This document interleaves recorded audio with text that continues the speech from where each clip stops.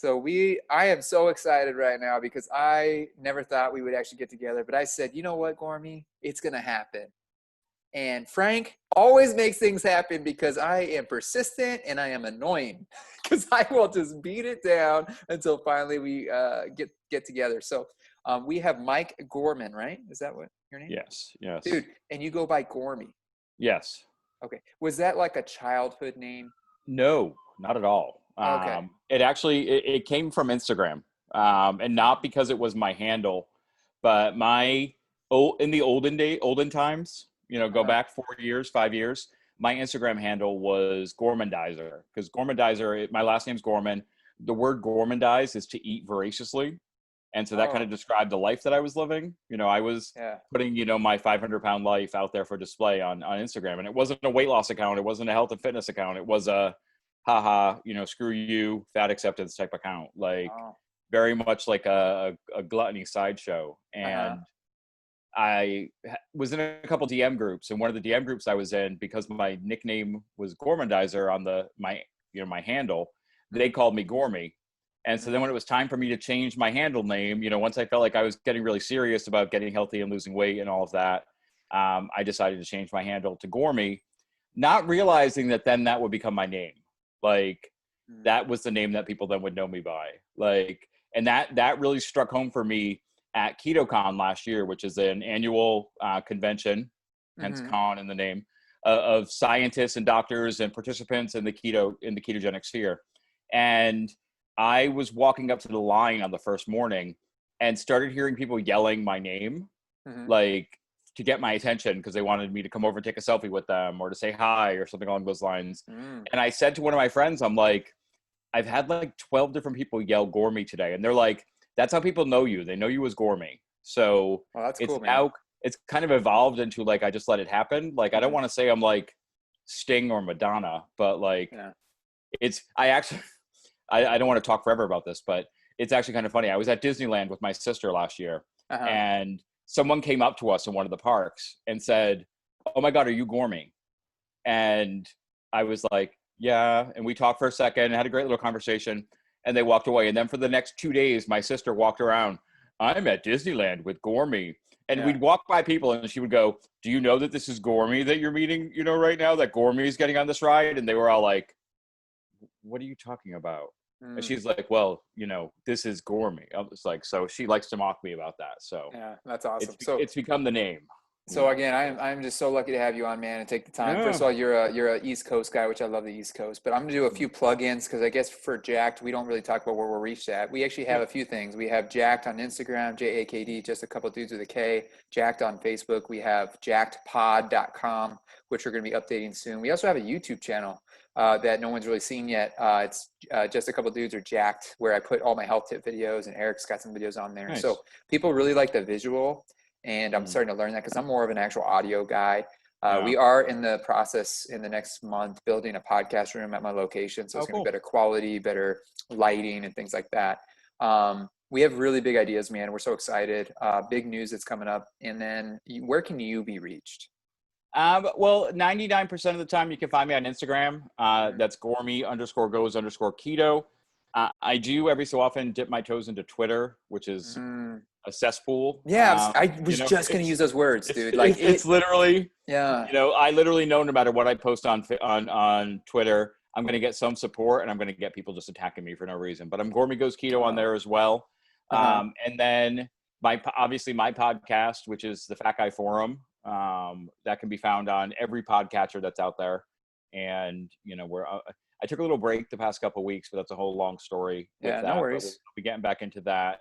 Okay. And those are the best places to find me. I've got some other resources out there, but Good. And we'll talk more about them. Again, we have at least an hour. One thing we do is the good man segment. And I want to bring up kind of controversial guy, but someone I think is a good man, and I'll explain it. So I have Arnold Schwarzenegger, who gets a lot of hate, and we'll explain that. But he was first an Austrian military tank driver because his dad, he was born in poor Austria. He went actually to boot camp and went AWOL. So he actually escaped boot camp basically and won a European bodybuilding championship. He came back from that contest and was stuck in isolation for 7 days. After that, they actually used him for an example for an amazing man. I went to boot camp in the Air Force. I cannot imagine at the end of my day working out for 2 hours like he did. I mean, this guy was a ferocious animal. Mind you, he did not speak English, but he moved to America and became a real estate millionaire in California. He became an actor, would take acting classes at night, 4 hours, because he barely spoke English. His first role was Conan, one of his first roles, because he didn't speak English. That's one of the main reasons he was in that role. He then married royalty, the Kennedy family, one of his first wife, something like that. He was arguably the best bodybuilder of all time. Definitely transformational. One of the top actors as well. I mean, some people make fun of him, but he was in True Lies, Kindergarten Cop, Terminator. Again, Terminator, he had like that funny kind of speech because English is not his first language.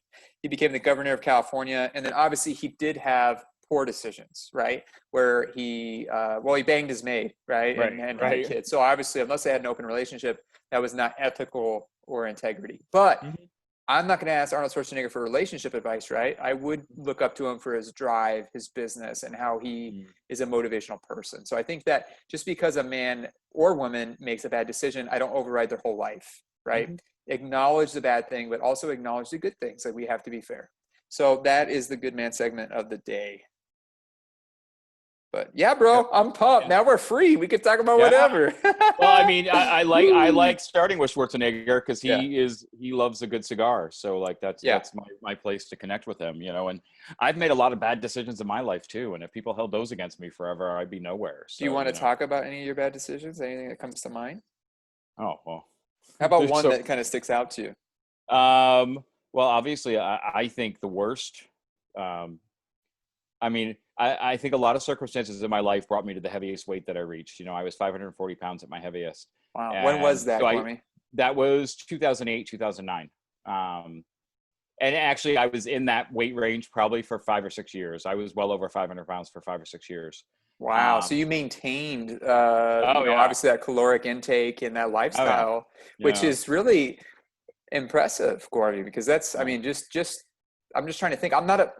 I think we really need to talk about the emotional connection to food, because if you can't heal that, the addiction there, the emotion that it's filling, we can't heal the weight loss long term, right? I mean, you were close to 600-pound life.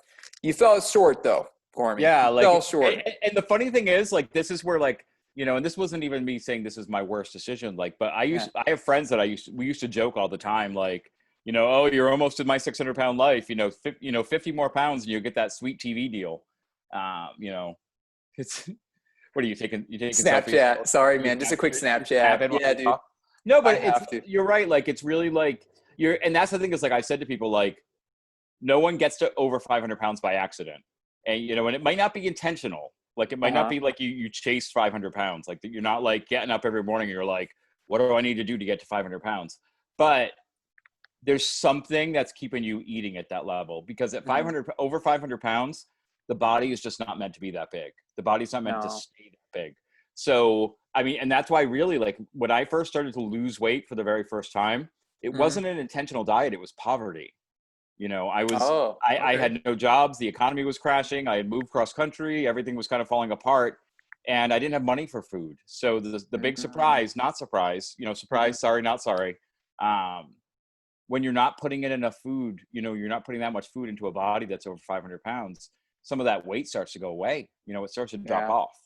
And you're not going to get thin naturally, you know, like at that point, like, but, you know, you start to lose weight. And, you know, that was something, you know, and it was also very, because I think because your question was about, like, it was a bad decision I've made. Like, my bad decisions always were when I would choose to end my diet, you know, weight loss plans or way of eating, or change my health journeys. Like, I have some pretty spectacular stumbles. Like, so it was 2009 when I moved back to the East Coast. I had dropped over 100 pounds at that point, just through the poverty diet.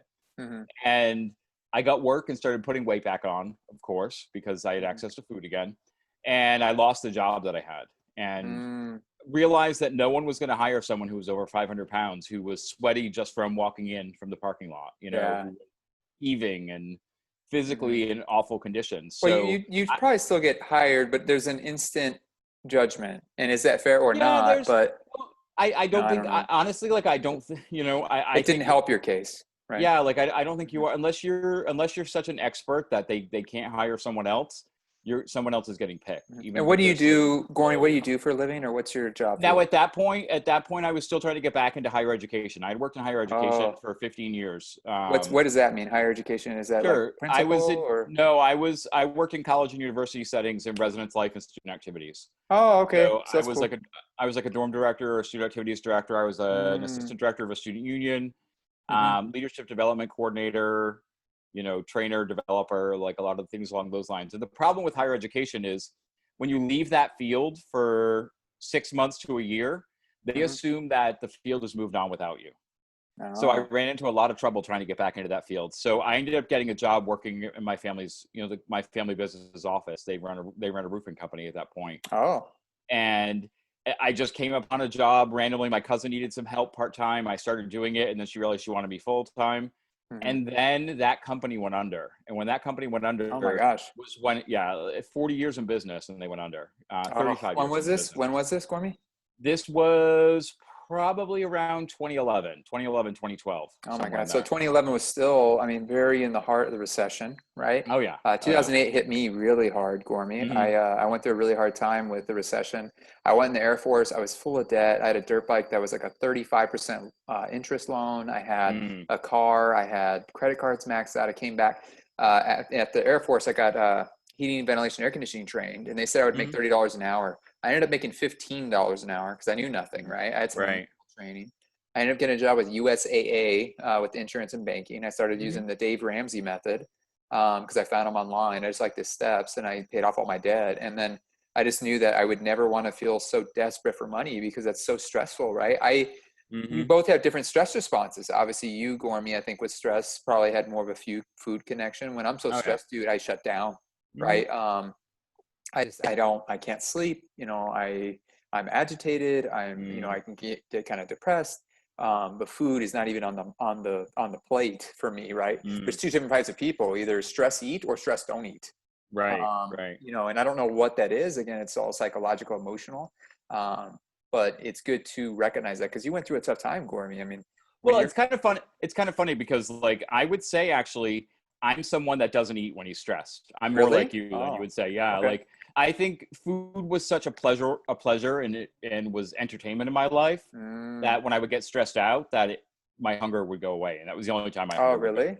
Oh, away. okay. So different than what I thought, but Yeah, like it, okay. it, it was very, very interesting. Like, and so I found myself like we're in 2012, 2011, 2012, needing to make some changes because I knew I wasn't going to get hired. I was rocketing towards my 40th birthday in Oh, 2013. how old are you? You look great. Yeah, I'm 47. Oh, I'm wow, Gormy, 47. you look really Uh, good. I mean, Zoom, you look great. I mean, Zoom, I've got a couple of filters on right now, How but like how old do I I've look? got soft lighting. I would say you are probably somewhere in the 60 to 64 Yeah, age. that's about right. That's about right. 62. 62. Like Medicare. you're not retiring yet, but you're Yeah, almost I'm there. there. Like Yeah, you're on the I cusp. watch Fox News every day because I hate my Yeah. life, and I'm Right. 62.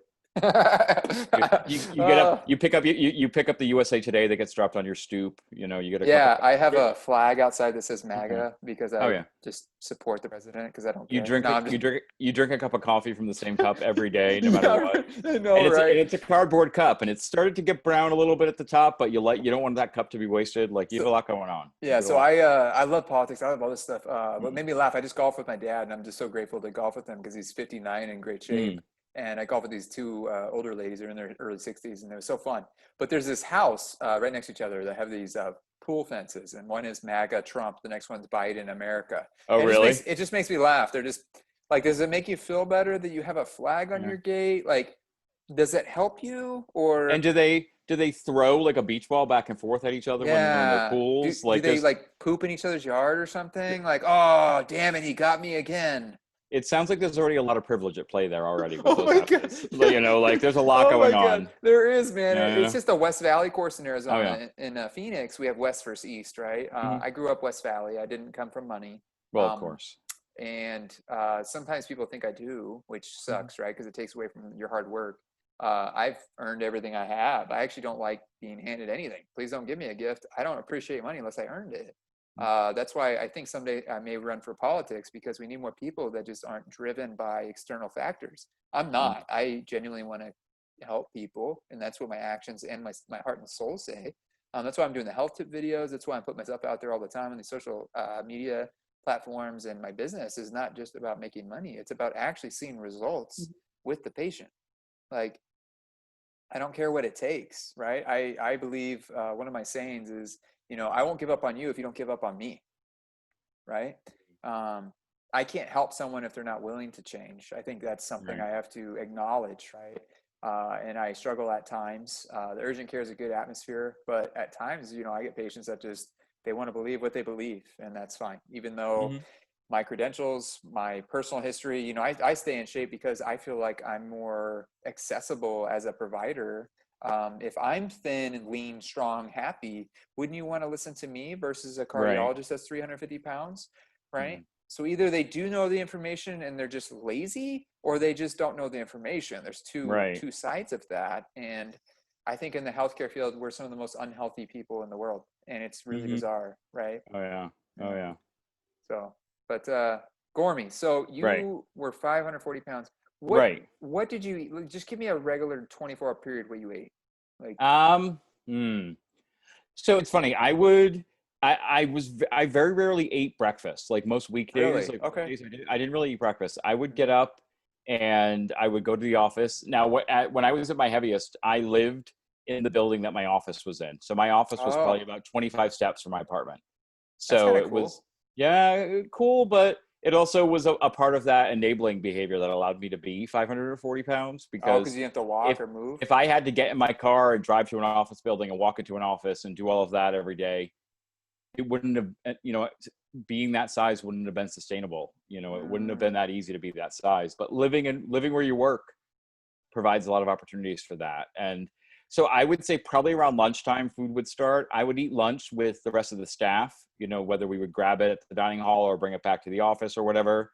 And then I would kind of start my alone time eating. Like I would run to a fast food place and grab, I think it's funny. Like I share these orders sometimes, but like my base order at McDonald's, and this was even a couple of years ago, this was still my base order, but it was the same thing back then, was anywhere from 4 to 6 Big Macs. They're so good, right? Yeah. So and back then you could get them two for $4 or 2 for $3. They would do the 2 for $3 back then. But I would get 4 to 6 Big Macs. I did have several instances where I actually ate 8 Big Macs for fun. But just I would get C, right? Yeah. Well, and actually I remember one time very clearly, I ate 8 Big Macs on the way to dinner with my family, because I was starving and I was worried that there wouldn't be enough food at dinner. So, I heard that from, I listened to the podcast with you, Anthony and Eric, and it was really touching, because I was like, 8 Big Macs, man. It's not, so let's talk about, have you ever heard about the snake diet? Oh, yeah. Okay, so there's a guy on YouTube, he was a bodybuilder. He ate McDonald's for 30 days and actually got healthier. Now, mind you, how he did it was 1 meal a day. He worked out and he ate the double quarter pounders, the salad, and the peanut butters, right? So when I do cheat, I will get 2 double quarter pounders from McDonald's, right? But the composition of that meal is a little bit different. Even though the bread's not good for you, I get it. The cheese can be arguable, but the meat is most of it, right? It's actually high quality beef out of the McDonald's stuff. So the Big Mac is very small patties, mostly bread, right? Mostly bread. And that's what I loved. Yeah, that's the part we crave. I love that it was mostly bread. I used to love to get extra sauce and extra cheese. The Thousand Island sauce. Oh yeah, I would get 4 Big Macs, 20 to 40 chicken nuggets, 2 or 3 large fries, and this was back when they had the actual supersized shakes. So it was when they would put the shakes in the same cup as the large sodas back in the the supersized sodas. So I would get a supersized chocolate shake, some apple pies, and then a supersized Coke. And that was my grab that for lunch, eat it in the car, almost eat it in the car before I got home. I would then probably eat some more food in my apartment, make a box of mac and cheese, make a couple cans of ravioli. I would have dinner with my with the staff. We'd have dinner at the dining hall, and then I would go back to my apartment and I would cook dinner. What did you eat with the staff? Definitely less, right? Was it more of a Yeah. subconscious thing or no? Well, like I ate a lot, but not as much as I would have eaten if I was alone. Mm, And that's the thing okay. that was like, Yeah. kind of in that line for me. Like I walk that line between public displays of gluttony and okay, like you can know that Yeah. I'm going to have, I'm going to get 2 cheeseburgers at the dining hall, which is, 2 times more than anyone else is getting. But It's still reasonable. I'm It's not still going to get reasonable. right. I Yeah. would get Hmm. reasonable portions of food, like portions that would make people say, "Whoa, you got a lot going on right there," but Yeah. not enough that they would be like, "Should we be concerned about what's going on right now?" Like, obviously they should have been, but I was very much a sneak eater, and that comes from my, Yeah. that comes from my childhood. Like, Yeah. I was put on my first diet when I was 10, and Wow. What diet were you put on, Gormy? Weight Probably low Watchers, fat. Weight Weight Watchers, Watchers, which is all Weight Watchers. calories, right? Blah blah blah. Yeah, calories, and you had to count. Like, it wasn't points. I honestly don't. It was like blocks back then, I think, or something along those lines. Like, it was a Mm, very early version of Weight Watchers. And one of the things that going on a diet that young taught me was that my weight was a shame to my family and my eating was a shame to my family. yeah. So instead of stopping that behavior, what that did was that drove that behavior underground, and Yeah. it drove that behavior. So then it started to become this vicarious thrill when I could get away with it. When I could sneak eat something, when I Mm, could sneak food into the house and eat it in the house, when I could grab a pint of Ben and Jerry's, a bag of Doritos, and a 20 yeah. ounce of Coke and eat it walking from the convenience store to my house after getting off the bus after school every day. Like, Hmm. you would start to like, it almost started to become a game. Like, what could Wow. I get away with? How far could I push it? What, Gormy, how did you help that? Like that was like a trauma, right? I would consider that a trauma. How did you, a Oh yeah. shame trauma? How did you work on that? Well, it's funny because like honestly, it's something that I've talked about a lot, like that behavior. Hmm. But as far as making the connections for where I think a lot of it came from, like that's been a really recent discovery for me. Like really, Mm, kind of okay. putting that emotion to it, like putting, the purposefulness behind it, to Hmm. what it was. Like I think as far as like how I work on it, like or worked on any of that behavior was like I had to, and I think it's a phased process because what that ended up instilling in me, for years it was shame and hiding. And Hmm. then it started to become, you start to get to the point, food addiction is not something you can hide, really. When food addiction is really No, intense, it's not something that can be hide because you wear it on your waistline. that is Like true. something, Hmm. when you're 500 pounds, no one's looking at you thinking, well, maybe he just eats a salad and has a slow metabolism. Here, Like, can I give an example? yeah. So I've rented 2 rooms out since I've had this condo. I'm actually getting rid of my roommates currently, and I'm very excited. I'm finally at the point in my life where I make enough where, hey, it's not, I want to be on my own. But I Nice. had a roommate who was a very nice guy, and he had a very weird lifestyle, and I lived with him a year. Okay, heavyweight. He would always be up at like 7 in the morning, but was an accountant and whatever. And I found out after a year he was using meth. Mm, I knew he had a food problem. I didn't know he was using meth. It makes sense after he says right. it. And I Mm, work with these people. I go, wow, you don't realize how many people are traumatized and how many oh yeah. people are hiding behind things. And like you said, this guy hid from me a year. He smoked meth, Hmm. amphetamines, which I didn't know was actually very prevalent in the gay community, he said. Okay. Because it causes sexuality. It also it's very addictive. It's very cheap. Right. It can help with weight loss. So I felt so bad for him. I don't even know if he's alive. I didn't even kick him out. I Mm, just like said, hey man, I can't have you here doing that stuff. I didn't know.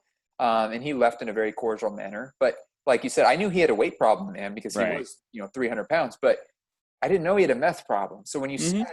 when you said that, you wear your weight, man, that is true. Like you could kind of hide cigarettes, you could kind of hide chewing. I smoked and chewed and quit. It was very, very difficult.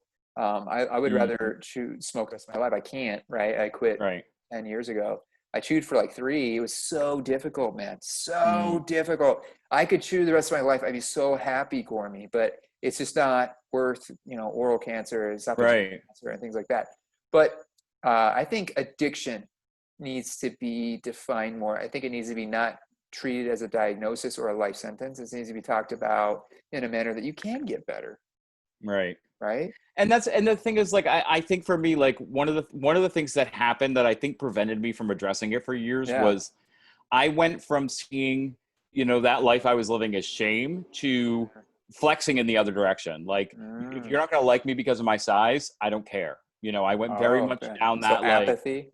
No, not even apathy, more celebration. Like I very much Really? went down like that, Uh-huh. like fat acceptance route, like very Mm, much like, I'm the like, big guy, like oh, okay. embracing the identity, like celebrating the identity. Like I said, my Instagram was very much like a sideshow. Like it was a Really? display of, that's, I have a lot of wild before pictures that I use every so often. Yeah, it's And they're great. Hmm. yeah, and people are like, why do those pictures exist? And I'm like, those pictures are all on my Instagram already. If you go back 3 years, you go back four Yeah, years, but who goes back that far, Gormy, right? Our well, attention the funny thing span's is that this big. every so often people do, and Oh, really? Mm. someone must have the other day because two of my older posts got reported. Oh, for what? They were memes, and there was slight human nudity in them of some Really? kind. Yeah, it was like, Man. yeah, Oh, I literally was like, and of course Instagram doesn't show you the post; they just show you like the tiny thumbnail. And I'm like, I think I see that. I don't really know what that yeah. is, but I'm dealing with censorship via Facebook right now. I'm not happy about it because I'm trying to push some pretty important things. My video yesterday was about yeah. healthcare abuse, and Hmm. that got rejected as an ad. And I'm just like, I'm promoting Yeah, healthcare workers. I've been abused. So many people are very happy I'm talking about it. We're doing a podcast soon about it with another buddy of mine. But nice. um, yeah, Gormy, I mean, you're just so big, man. Like, I had a patient the other day, we were talking about this earlier, that knew Right. you. I go, hey, man, do you know Mm. this guy named Gormy? And this guy's like, oh my God, I love Gormy. And like, you're so motivating to these Mm. people. And I go, I think, don't you have 100,000 downloads or something crazy? My podcast is almost to 110 now. Oh my God. So is that just Podbean, Gormy, or where are you at? Well, I'm assuming it's just the listing on Podbean, the unique That's downloads it? on Podbean. Yeah. Oh, okay. So are you on Apple and all that? Blah, blah, I blah. am. Like Okay. I don't know what the different stats are. I'm I not got great you. with that kind of side of technology. Like Yeah. I'm assuming my understanding was that the stat you get on Podbean is all kind of like pod crawlers. Okay. So So it's all RSS downloads. how many, how many episodes have you had? I'm in the low 80s. I'm in the low God, 80s. you're in the low 80s, 110,000, dude. Yeah. God, dude, how many downloads do you get an episode? It's now averaging up around like 1,500, 1,600, Oh my God, sometimes Gormy, 2,000. we're at like 50. We get like 100 downloads per episode, Mm. and I think we have a good message. I don't know, you're famous, bro. Like literally, you're famous, and I'm so happy for you because this guy that I saw in the clinic, he's losing weight. I'm proud of him. I told him, I said, hey man, keep up the good work. I actually address patients. I say, hey, we need to work on your diet. I don't say, hey, you need to lose weight. I try to be positive about it, and most people are very open to it. But dude, you are reaching people in Arizona that don't even know you. Like, Well, for just so you know, for 2 weeks in a row, I have cracked the top 50 health and fitness podcasts in Qatar and in Sweden. So how does that happen? I don't even know. I don't. You get those weird. What is it? Whatever that website is that gives you your stats. It's Yeah. like I think my highest rating ever in the U.S. was not that great. It was like 209 or something like that. I mean, it's still something. Yeah, I You mean do it's this still for great, fun, dude. Yeah. but I think I had the Netherlands come up every so often. I was big in South Africa for a while. Like I Oh, don't know okay. why. It's weird. Qatar. Mhm. I think Chile for a while as well. What can we talk Very about? interesting. So, what do you think people are? Why are they attracted to you, Goring? Why are you being this sensation? Well, here's the thing. We've kind of gotten halfway into it, and I know I've told my story on this podcast before. Hmm. So I was 540 pounds. I got down to 210 pounds in April of 2013 for my 40th birthday. 6 months later, I gained 270 pounds. In October of Mm, 2013, I was 480 pounds. So wow. I turned 270 pounds in a little over 5 months. So I fell spectacularly. Like I Yeah. had the golden ring. I was there. I had won the prize, and Mm, I threw it away. And that's when you asked your initial question, of big mistake I've made. Like that is one of the biggest mistakes in my life was letting that go. But I got back to that place, and then good. I was just going to accept life being that way, and I was going to live life, and I was just going to die a fat guy, and I accepted I was Hmm. going to die early. I had done, I had some very negative reinforcements going on at that point. Like Hmm. I had written a letter for my parents to find by my bed if I didn't wake up in the morning, that Oh said, wow. Not a suicide note, but and not a suicide note, like a dead note, to I calm guess. them Like a down. Like, yeah. and my idea was like, it would make them feel better to get a note from me that said, hey, don't worry, I was happy. Yeah. It's the And dumbest thing and you in the know world what? about it, like Yeah. when I put it in context, it's selfish. It's an incredibly selfish thing. Yeah. Like But I it is think your life. It is your life. So right, it I'm not is here like to right, tell you what I'm going to tell you what the information is, what the best right, information is. Like obesity is not healthy for you. right, BMI actually works probably 80% of the time, maybe right, higher, 85. But obesity, you have a way higher chance of dying of COVID. I shared a right. post that Bill Maher was really good yesterday. Yep, But if you choose to do that, and that's the route you want to go, and you want to die at 60 or 65, right, that is your choice. Same with cigarettes. But do not act like a soda is any different than a cigarette. right. And don't act Yeah. like you're not intentional. Like I never try. And here's the thing is like, so I think I never tried to blame my weight on anyone else. I I never like tried. that. I Mhm. never, every time I flew, I bought 2 plane tickets. Every time Oh, really? Okay. because I knew that if I bought one plane seat at 500 pounds, I was going Mhm. to be sitting half on top of someone. And that wasn't fair of me to do That that. is Like I, very conscientious of you. it was very much about I was very much about taking responsibility for my behavior. So when I started my weight loss journey, it was very much also then about taking responsibility for my behavior. Like, and Mhm. I think the thing that attracts people to my story is that I've had these spectacular falls, but I've gotten back up again, and I still share the good days and the bad days. Like I try my best. I think sometimes we all fall into that trap of presenting the rainbows and the sunshine and not Yeah. presenting the clouds, but Mhm. I do my best to say I'm having a really bad day. Food is challenging me today. Those Yeah. demons are back. Yeah. There's no I honestly, I 100% believe that there never, for someone that has been morbidly obese or super morbidly obese, that Mhm. the battle ever ends. I don't think it ever Mm. ends. Like, I don't think you can conquer food addiction completely.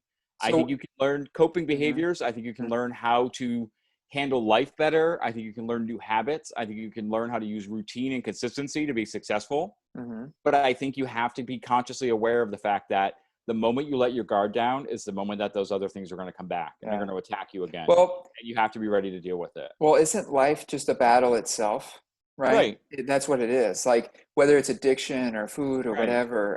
If I put a dip in right now, Gormy, I'm gonna be addicted again. I Right. can't do it because I enjoy it so much. I used to Hmm. tell myself that when I chewed, I was like, well, when I die, at least I can chew again in heaven if heaven exists, right? I'm probably more spiritual, but like that's how I justified it. I had to actually join a online forum called Hmm. Kick the Can, and I didn't join it, but I just listened to other people's stories in the first 100 days of nicotine withdrawal, and the way it affects the nicotinic receptors in the brain. Hmm. um, it's so difficult, right? I do think addiction, the title is overused. Addictive For sure. personalities is really rare. Hmm. uh, Really, I think just like like addiction with drugs, right? We say you're an addict forever. Well, yeah, but there are people. The thing about addiction is this: if you stop drinking the booze, right, it goes away. I'm not saying Right. it's easy, but I'm saying it's not cancer where you have stage Right. 4 lung cancer. I'm sorry, eat a kale shake, you're probably still going to die, right? So I like to empower people to be like, well, these verbiage and the wording we use is very important. um, Having a battle every day just makes sense that, hey, when you have a bad day, you're like, yeah, this is expected. Like you're not Well, going and to wake up and just be, me, Gormy. We're just different right. people. But I think the thing that comes up too is like you can live without dip. You can live without Yeah. alcohol. You Oh, can't live okay. without food. Yeah, that is You, true. you That is can't true. ever stop eating. I I like mean, you that point of can, view. people Mhm. fast, Okay. but and you can change what you're eating. And Yeah. like I'm a firm believer that the type of food you put in your body affects the cravings you have and affects your hunger and affects all those things. Like, What do you eat now in a typical day, Gormy? I know you're more um, keto-ish or whatever yeah, it's no, I'm considered. keto. Like keto is still kind of my home base. Like I would say, like, in an average day, like now I'm kind of back in that place of eating 2 meals a day. I tend to eat Okay, two so meals a day. what's your eating window? So I would say, like, I don't. Here's the thing. Like, I spent a lot of time worrying Hmm. about like intermittent fasting windows and Uh-huh. doing OMAD or doing 2 meals a day or doing through having structure. Yep. And now for me, like, I try more every day to eat when I'm hungry. So I wait till I'm hungry and then I eat. So most of the times that Okay. means I'm going to eat lunch. I'm going to eat Okay. around noon. Sometimes Okay. I'll have a coffee before then that has some collagen or some fat in it. Like something along Hmm. those lines. like a Dave Asprey, he's big in the MCT oil, blah, blah, blah. Yeah, like I tend to like, I don't want to put labels on it because I don't want him coming after us to pay him for using his words, Yeah. his trademark words.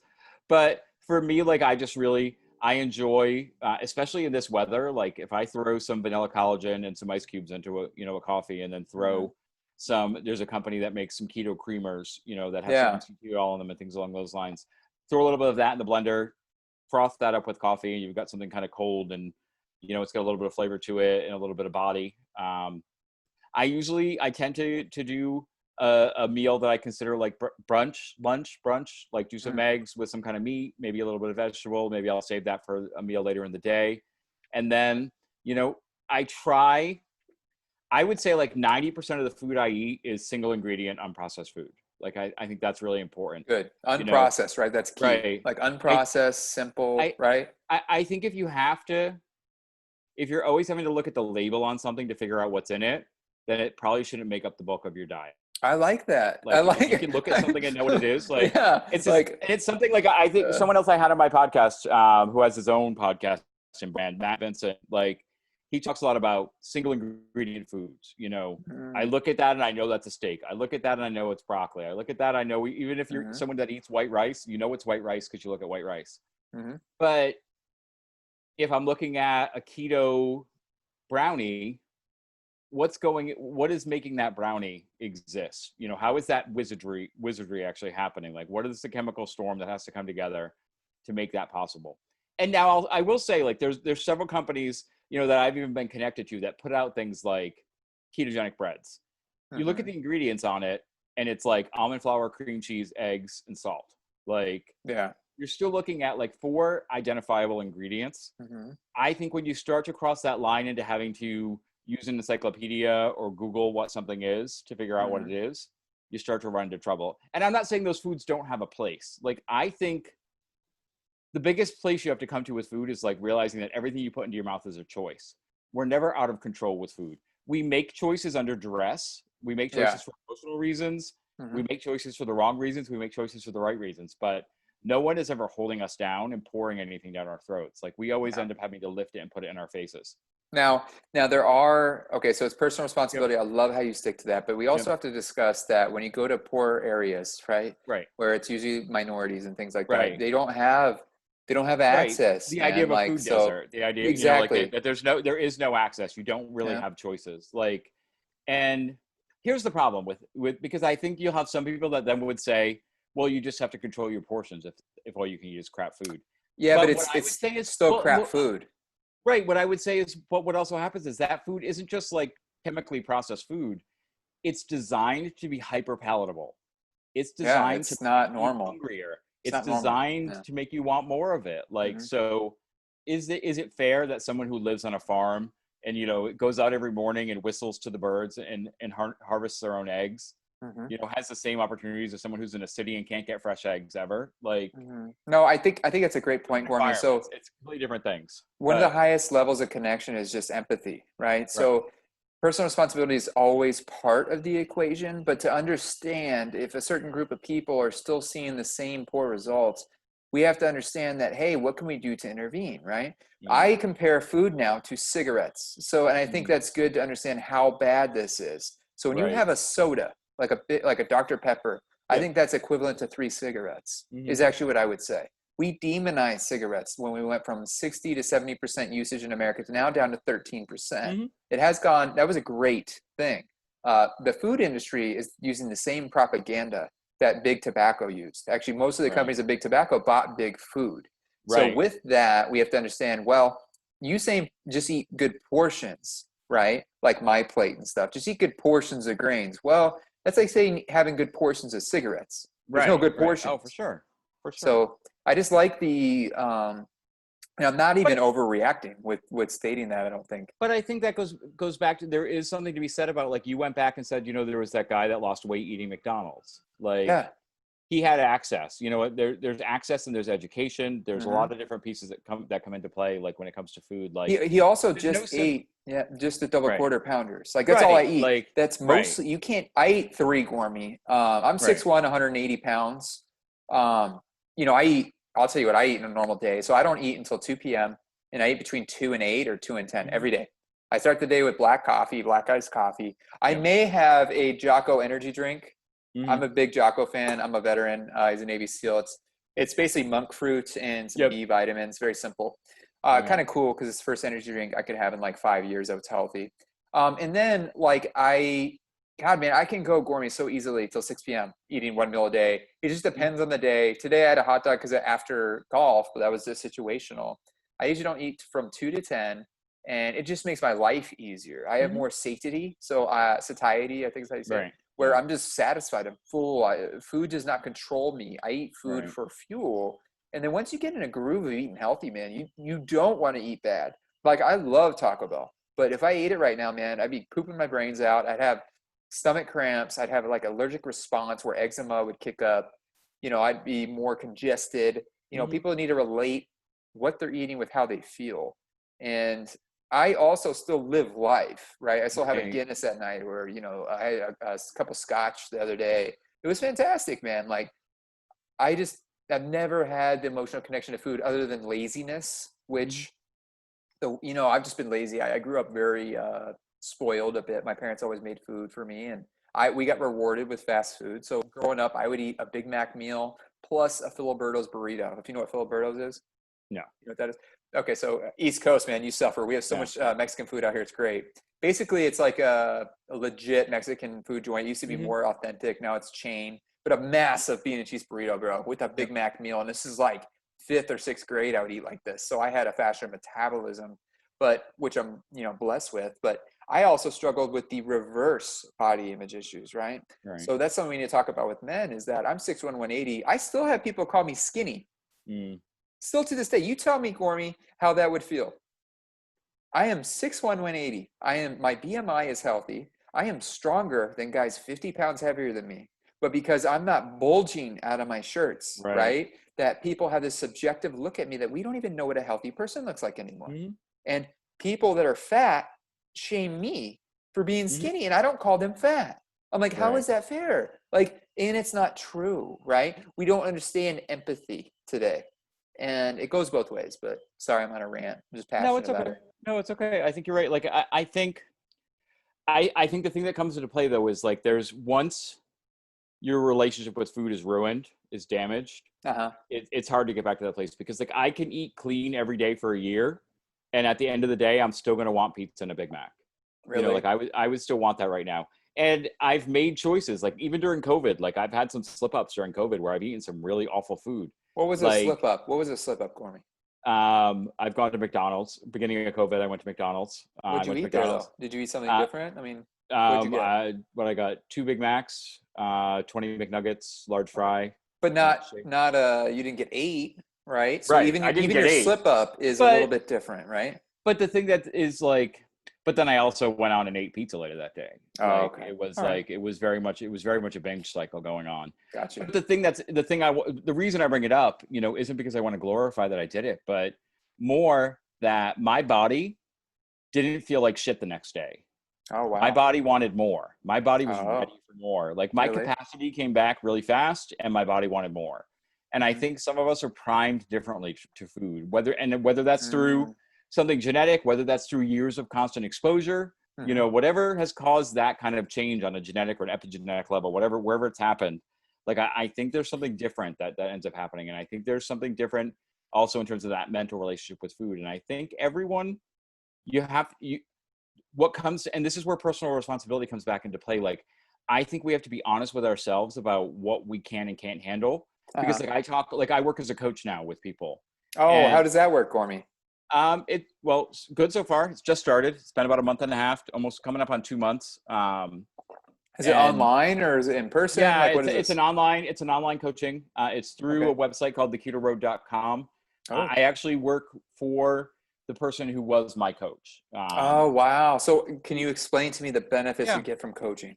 Yeah, like what the benefits I get from coaching? Yeah, like what you had a coach. How long did you have one? Like, what did you see? So for me, coaching came into play because I started with the ketogenic diet in February of 2017. I was 470 pounds at that time. Okay, 470. And I started off doing what people call dirty lazy keto. So basically I was just tracking net carbs, keeping it under 25, and I wasn't tracking protein or fat. Now for my 2 years of doing the paleo diet in Mm-hmm. 2012, 2013, I had a pretty solid idea of what a plate should look like. So Mm-hmm. for me, when I started eating this kind of intuitive keto, I was building my plates the same way.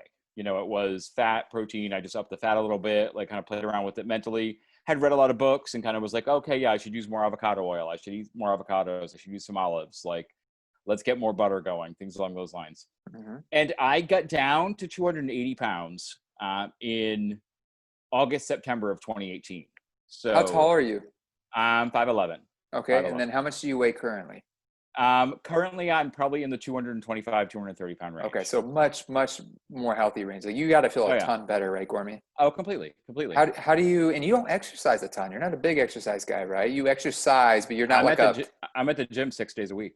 but would you consider, you're not a bodybuilder is what I'm saying. You're not No, I'm obsessed not. that Like way. I'm trying to get stronger, but I Oh, do a good. push pull. I do a push pull split, and I do some Okay. cardio, and I do Good, active good, good. recovery, and like I I mean, work with. you're consistent. I wasn't trying to be negative. Yeah. What I'm trying to say Oh is you're yeah. not the guy that goes on steroids in the gym. I'm not. Yeah, I'm not. And the thing is, like, I'm not. One of the things that this is a big realization that I've come to is like, I'm not chasing the stage. I'm not Good. trying to. Mm-hmm. That's not. My lowest weight was 205 pounds, so I'm actually up a little bit from where my lowest was. Mm-hmm. But where I'm at right now, I can live without obsession with food, and I can be Good. at peace with food, Good. and I can be at peace with my body, the way that it moves, and what I can do Mm-hmm. with it, and all of that. Like, so for me, could I obsess and get to a lower weight? I could. I know I can.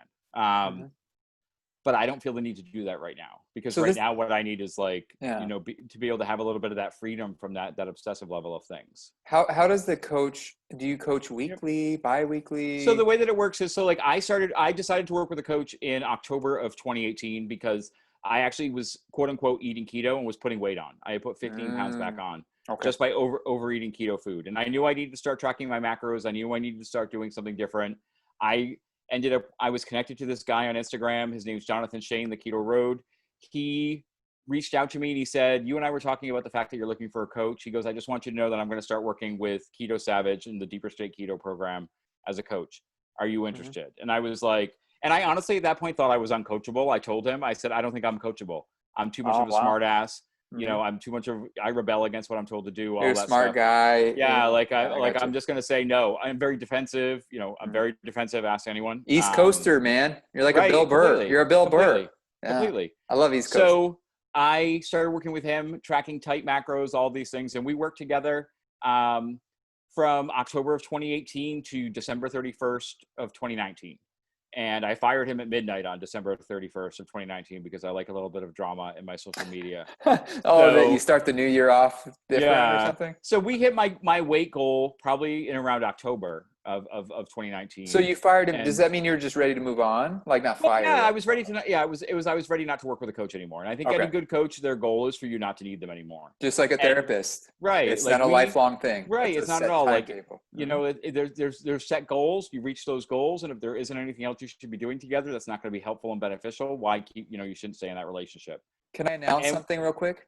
Sure. Okay, so my buddy Gary Roses is an MD. I've had him on the podcast, and I'm starting Frankly New Joints, but that's going to merge with the Balanced Life MD, which is a coaching program. So that's going to be more like, how do we optimize people and really change their life, right? Awesome. We know the medicine side. We're not, he has a more coaching background. So interesting. I'm just interested to pick your brain and hear like how you're impacting people. Yeah. So I worked with him. We actually worked on because I hired him and I said, I don't necessarily, I need you to help me get past this stall I'm at, but I more need you to help me learn about maintenance because I'm great at losing weight and I'm great at gaining weight, but I'm not good at the in-between. So I really wanted someone to help prep me for maintenance. So we spent several months working on that. And so fast forward now, it's 2020. And, I've always had in the back of my head, should I get involved with coaching? Should I not? Like, when am I going to head to that space? I had some good friends that actually corral me at KetoCon last year and be like, why aren't you coaching yet? What's going on? And I was like, what are you talking about? And they're like, let's have a real discussion about this. So I knew it was something that I wanted to do. I knew this idea of these experiences that I've been through. I wanted to be able to share that with other people. I also feel like I have a unique perspective because there aren't a lot of coaches out there that have been over 500 pounds. No. So there aren't a lot of coaches that understand, and this is where I might lose some people, but who understand the sheer amount of bullshit that someone who's that big pumps out to enable their life. the sheer amount of excuses they make, Yeah. the way they enable and build their life to support that behavior. And when they need someone to break through all of that, someone who hasn't been there sometimes can't. And I have some friends that are smaller, quote unquote smaller, that are coaches that have always been healthy and athletes and fitness focused.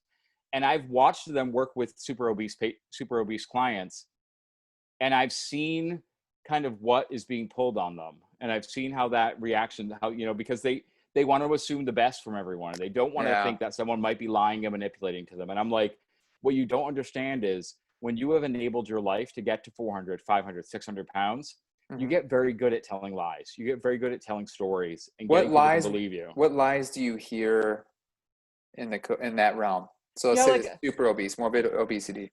Well, I'm not. I would say like the lies that you hear are, I really don't eat that much. It's just my metabolism. I really don't eat that much. How do you come back to that?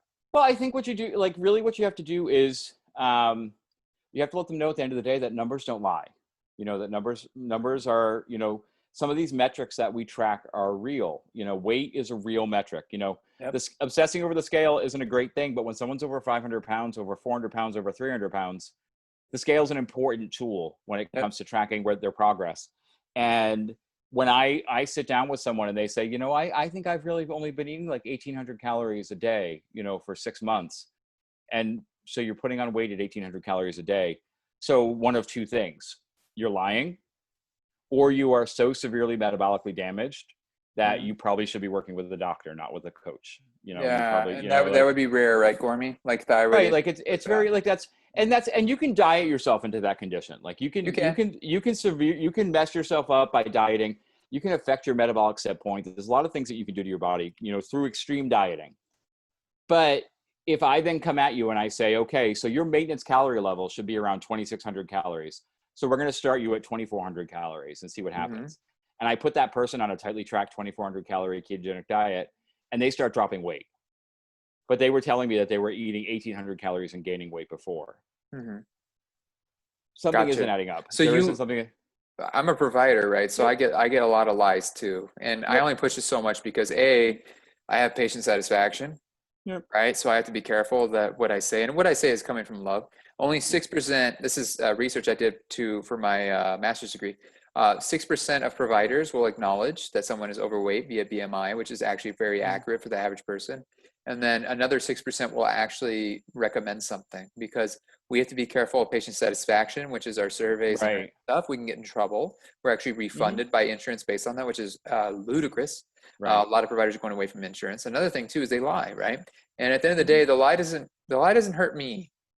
The lie hurts the person. So I bring up diet and weight loss in a different manner. I just say, hey, what are we doing? What are you doing? What are you eating?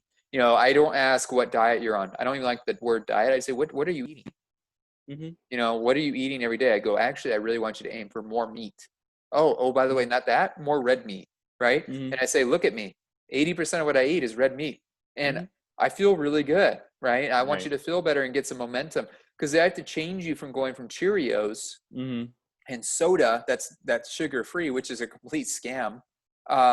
We don't understand this, right? So I'm trying to just turn the cog. Journal of American Cardiology just came out saying that saturated fat is not only not bad for you, it's good for you. What's saturated fat, Gormy? That's the fat on the steak. Like that's what you want. And all we eat is 93.7 at the grocery store. I go, no, leave money, get 73.27. Right. Like, we're changing the cog. It's like slowly changing. And then you have this, built in. You can't suppress information anymore, right? You can't. And you have people like yourself that's like, look, I did keto, not I did dirty, which is what I've done, which is mostly cheese and pepperoni and, like trying to make it taste good. But if you do a clean keto, you're going to lose weight, man. You're going to feel better. It's just going to happen, right? And I think with like clients, like I don't think I've ever sat with someone I said, I think you're lying. I would never call someone a liar. I would never say that. Okay. But what I say to every person, I've had this discussion, I'm working with, with around 6 people. Okay. I'd love to see that number going up. So if anyone wants to talk, hit me up. Hey man. I'll reach out. I'll send people your way. But I think like what I say to them is, I need you to be honest with me. Yeah. And because here's the thing, I'm not your friend. you are literally paying me to help you. Yep. And if you're paying me to help you and you're not honest with me, how can I help you? How can I properly help you? I'll So actually think just about fire it. them. I'll Yeah, fire them like as a patient. think Yeah. about it at the end of the day. Like Mhm. I've said to like, so it's like, so lying, because I had a client, one of my early clients say, I'm surprised I told you that, you know, like they shared something, Mhm. a choice they made, and they shared it with me, and we talked through it and where it came from and all of that jazz. And she said, I didn't even think I would tell you that. And I said, but it's good that you told me that, because think about it this way. Say you have like a severe pain in your side. And Mhm. so you go to the doctor and the doctor says, so tell me what's going on. And you say, nothing, everything's fine. And the doctor says, okay, I'll see you later. And you Yeah. leave, and the pain in your Mhm. side is still there. It's the same thing where if someone is dealing with a challenge with a food addiction or a mindset issue, like I feel like a majority of what I work on, like, yes, I do put together client tailored ketogenic macros. I put together very specifically tracked Mhm. macros for them that are based on their metabolic history and their current weight, their weight goals, making sure that all the other factors are in line, you know, their electrolytes, their water, like sleep. You know, I've got one client right now, like our biggest thing has zero to do with food. It's getting him to sleep. It's Good. getting him to get a healthy amount What of are you sleep. doing, Gormy, for that? Because that's a systemic problem, right? What are you doing for that? Yeah, like I think it's one of the things, like, and that's why, like, one of the things that the guy Jonathan that I work with and I, we call ourselves holistic health coaches, because Good. we're Mhm. not just there to help you lose weight. We're here to realize that all these different pieces of your life, this whole picture of your life, impacts your health in a lot of Mhm. different ways. Yep. So one of the things that this person has realized is when they get more than 6.5 hours of sleep, of restful sleep, Mhm. they see movement on the scale. Yep. When they get 4 hours of sleep, they gain weight. And, Yeah. So and it's, you want me to talk about the science yeah, real no, go quick? ahead. Again, Definitely. I'm a nurse practitioner, so I go through the science, but again, I'm more like mid-level is what we're called. Some nurse practitioners, physician assistants get angry at that. But anyways, we're mid-level, kind of middle of the road. I talk more Yep. bedside, right? So patients understand this high level stuff. I can talk to a neurosurgeon, and then I Yep. can also talk to a person with a third grade reading level because we got to come in the middle, right? Got to come in the middle. So Right. when it comes to sleep, if you get 4 hours of sleep, your ghrelin and your leptin are jacked up, right? So your Yep. hunger is increased, right? I felt Yep. that when I used to work night shift. I had Yeah. a less control. Your HGH is lower, your testosterone's lower, your cortisol's higher, chronic inflammation. Sleep is so key, Gormy. I get 7 to 9 every night. Oh yeah. Uh, and that's a huge, huge benefit. Yeah. Like I love that I you literally, focus on that. I think that every adult, even if they didn't change one thing about food they were eating, Mhm. if they drank more water and got more sleep, they would see benefits. You know, How like awesome is that, you know, man? Like you're looking at the whole picture, right? right. A Like it's person is a multifaceted organism. We need right. multiple things to actually have productive long-term change. And that's why I think, like, when you reach out to someone, like, so say you're in the market for a coach and you're looking to work with someone, if the first thing they do is they tell you that they're going to send you a PDF of the exact meal plan you should eat every day, I'd be very wary of that, Yeah. because that's probably the same meal plan they're sending every person. You know, and maybe they Trying to make tailor it a money. little bit based on the amount of weight that you're losing, but Hmm. it's a cookie cutter. Like, you want someone to work with you who's going to help you, who's going to meet you where you're at, Hmm. and is going to realize, like, especially, like, I think this is just so important that, like, for the people, for someone that's morbidly obese or super morbidly obese, it's not just about food. It's not just the food that's No, at play. no, man, There's it's so much part of the more going problem. on. Right. Hmm. It's food is a their relationship with food is like a visual example of the problems that are going Hmm. on. But does it come back down to, like, and so that's why one of the biggest things I work on with my clients is defining why they want to get healthy. Like, why is Oh, this good. important to you? Hmm. And because I think initially, like, when you ask someone that question, why do you want to get healthy? They're going to say, well, I want to, especially if you're dealing with someone who's very overweight, I Hmm. want to be able to fit in chairs. I want to be able to fly on a plane. I want to be able to buy nice clothes. I want to be able to go on roller coasters. I think those are the Okay. big four that you would hear. Okay. If someone says that to me is their why, I would immediately say, okay, but why do you want to buy nice clothes? Why is that Nice. important for you? Nice. Because that Hmm. is really not their why. Like, the Hmm. why No. of wanting to fly in a plane. And I had one of my clients who, you know, I'm not going to give away any of their personal information, but the plane was one of the things that came up for them. Hmm. And I said, well, why do you want to travel? And, you know, why is flying important for you? Why is flying comfortably important for you? And what it really came down to was she believed that her weight was preventing her from accessing life. Oh. accessing life and the opportunities that life provides Mhm. because of all these extra steps that were involved and all these extra challenges. Yeah. And realizing that her why was really more about wanting to live a life that wasn't impeded by her Mm. body and by her choices. Mhm. And I think, and there's an activity actually out there called like the 5 whys. It's you ask yourself why, but why 5 times after you Yeah. ask the question Um, why. Gormy, can I give a quick spiel on Of course. obesity too? So a big thing with my 600-pound life, there's a big yo-yo effect, right? Because if you don't fix the underlying issue, like Hmm. if you're 600 pounds, 500 pounds, there's an underlying thing going on, Yep. right? So a big thing with them is that a lot of them have been sexually abused or Yep. Oh abused. yeah. And they can go from 600 to 200 or 150, be healthy and right back up. But if you never Yeah. heal the sexual abuse, Mhm. you that food will come back up. Oh yeah. I've dealt personally with PTSD. Mm. Like, I don't like, I like to say it. People give me like, oh my God, you have PTSD. And I'm Mm. like, well, it's gone. And if you understood Right. what I dealt with day to day, you would have no idea. I had cognitive dysfunction related Hmm. to PTSD, and it was hard to live life. I've used EMDR. Now I did a little hypnosis. I'm gonna do an episode with my hypnotist. Oh nice. Some of it sounds a little hokey, but it was amazing. The Right. power of the mind in healing wounds. A lot of people, Gormy, are carrying around these Hmm. wounds all Oh over. yeah. And I'm a wounded healer, it's called. And I'm able to see within the first like few minutes that someone is carrying something. I can Yep. tell you that I'm not saying I'll get to it, but I had a explanation recently where a patient came to me and she was bipolar type 1. So I go, okay, so manic, depressive, up and down real hard. She comes to me saying she's not eating. And I go, what do you do with that? It's a horrible complaint because you're like, okay, Mm. and no physical complaints. It's a somatic symptom related to psychological. So I go, okay. I go, I care about you, and I want to say, are you taking your meds? Blah blah blah. She's been inpatient twice or whatever. I said, are you suicidal or not? No. Okay. So I go and I did a long history just to make sure it's nothing physical. So I go, it's not your thyroid. It's your heart. Your vital signs are fine. Blah blah blah. And then in 10 minutes, I find out she was sexually abused at the age of 5. And Mm. I find that out because I asked the question. And the next thing I'm supposed to do, I asked, were you physically, emotionally, or sexually abused? She says yes. I said, what age? 5. I said, you want to talk about it? Because if she doesn't heal that Hmm. abuse from 5 years old, which I'm not the expert on, I can just help you find it so then you can find help. I don't even know if she's bipolar, Gormy. I just think that's a Hmm. byproduct of that sexual trauma, Hmm. right? And we need to find the 5 whys. I don't put up with these superficial answers. Hmm. Like, you found out that someone is afraid to get on the plane. Okay, well, you're afraid to get on the plane. Well, why? Because you want to be shamed. Okay, well, why? Where are you trying to get to? Right. Trying to get to see your family that you love and want to see them. Something like that. That's really the Oh core, yeah. right? Something like that. And as a Yeah. coach, you're able to do that.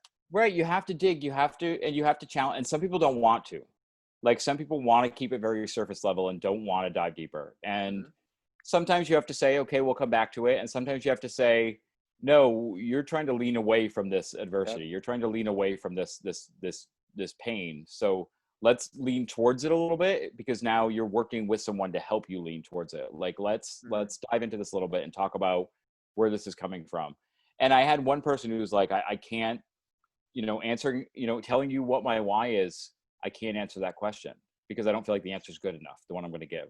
Oh, And I okay. said, well, why don't we just talk about what your answer is right now then? Like, let's talk about what it is when you hear that question, what's the first thing that comes into your head? And let's find out what that means and like Hmm. what feels untrue about it. Like, what is that? Why do you feel like it's not a good enough answer? Like, let's explore that instead of just letting it be, I can't answer that question. Like, Hmm. I think part of good coaching, in this area is help, like you said, there's trauma that people have dealt with and there's challenges and there's coping mechanisms and habits that people have built to enable their behaviors and protect Hmm. those wounds. And it's helping sometimes. And this is one of the things that I think is really hard for people that have a lot of weight to lose to realize is it's not about waking up every day with motivation and drive. It's not about waking up every day saying, I'm going to lose this 200 pounds. I can do this. I can 100% do this.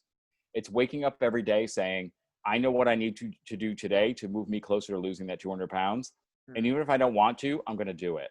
And even if Hmm. I'm angry about doing it, I'm going to do it. You commit to doing, even though you might not completely understand why you're doing it or where that motivation is coming from yet, or you feel like there isn't motivation. Because sometimes it's that repetition of behavior and that building of consistency and building of routine that then allows you to access that deeper why, that allows you to understand where it comes from. Like I have a friend who he very much strongly believes in this idea that every person that's weighed above 500 pounds is dealing with some severe trauma at some point in their life, whether they're conscious of it or not, and at some point they have to be able to ask themselves, why did I get to 500 pounds?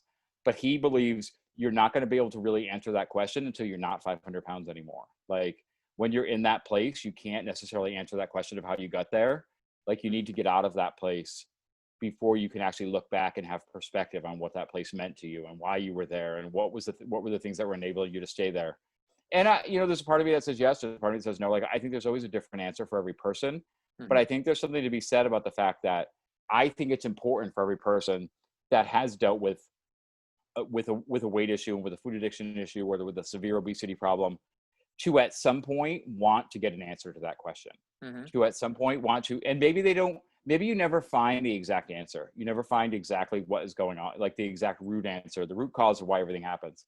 But it's that desire to want to understand what behavior led you to 500 pounds or me to 540 pounds that gives me a greater sense of what I'm actually still doing and what I'm working towards and where I'm at now, and gives me perspective on where I'm at now, and that I don't do those things anymore. And I'm not the same person that was there. I'm physically obviously the same person and emotionally the same person in a lot of ways, but I've built different behaviors and strategies in my life that allow me to live a different life. And if I don't keep asking those questions is when you start to get comfortable and you start to allow things to change back, like, because there is that propensity to slide back. There is that propensity to go back to what's comfortable, because it will always be comfortable. It will always be something that comforts me. Food will always be something that comforts me. I have to continue to make the choice to have a different perspective on it. And Gormy, when I give up that perspective is when I can run into trouble. What's the structure of the coaching program? Is it once a week? Sure. Like an hour-long session? The way it works is, so when someone signs up, we do a little bit of pre-planning, to get them set up with what their macros are going to be and all of that. And that can take anywhere from 24 hours to a week, to know where someone's at before we get them onboarded completely.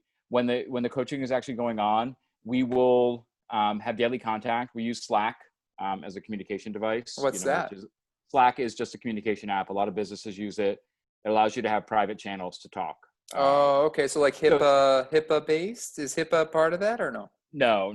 Okay. Yeah, it's just a communication. It's just communication software. So it's just better because it's organized. It's there. Yeah, and patients feel comfortable using, or people, clients, whatever you want to call it. And it's also not.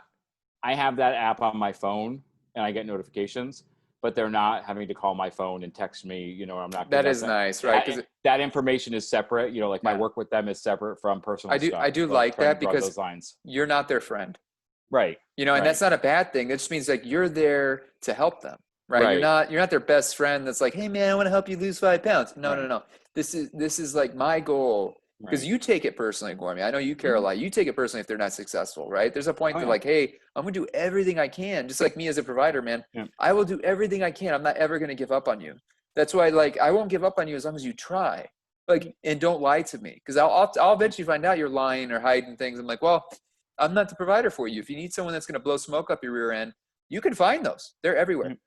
Just like coaches, if you want to give your money for no reason, there's plenty of them, all over. I would say there's more of them than the good ones. And just like anything in every modality, I've done acupuncture, I've done chiropractor, I've done so many different things, man, because I just want to try. I've done hypnotism. You have to find the best ones in the arena. Same with coaches, right? There's so many life coaches that their life's a mess. Like, Gormy, if you go to 500 pounds, man, you better not be coaching. Right? You're leading this example, like, hey, I'm battling with you. I'm in it with you. My heart and soul's in this. These are my struggles. That's why you have 1,500, 1,600 people in the world listening to you. Hopefully 10,000 eventually, man. You need to make money from this, not to make money, but to be able to help more people. Because obesity right now, we're the second most obese country in the world. We have 1/3 of the population is pre-diabetic. Diabetes alone will destroy the country. And right now, that's why we're dying of COVID. Right. If you have diabetes, you have a 7 times higher chance of dying of COVID. If you have obesity, a 40% higher chance of an adverse outcome of COVID. We are being slapped in the face with our own problem. Right. Is COVID the issue, or is it really these underlying root problems of America that are being exposed by the black light we call COVID? Oh, right? For sure. And I do want to finish talking about what coaching is like, though, because we were Yeah, getting into yeah, that. dude. What Sorry, coach is man. like. That's okay. I do want to so we have daily contact, daily communication in terms of messaging, and that Uh-huh. can be I initiate a check-in, but and sometimes it's about what we do also do. Let me try to not sound like my words are jumbled.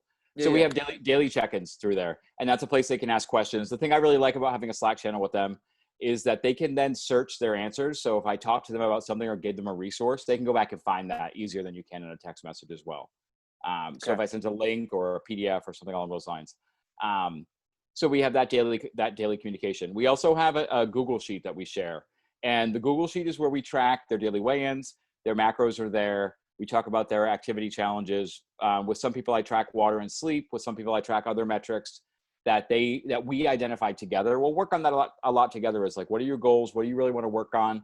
What are the obstacles that you're facing? So what are the big things that we should be tackling together? And we use this shared sheet to be able to, one, they have to report it every day, and it allows me to check in. It also then gives me some information and some data points when it comes to, I do weekly updates of their macronutrients and their calorie needs.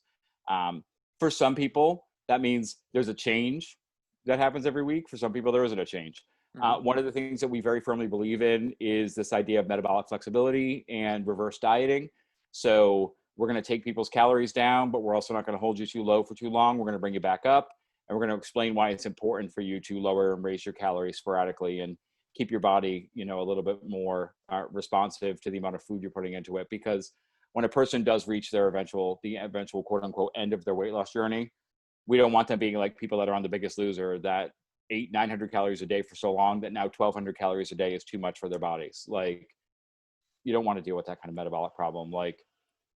So we deal with, daily check-ins through Slack, daily check-ins on their Google Sheet. We'll talk live. We'll do phone calls, one-on-one phone calls, at least once a week. When I'm getting someone started, we're usually doing 2 or 3 a week, depending on what we need to talk about.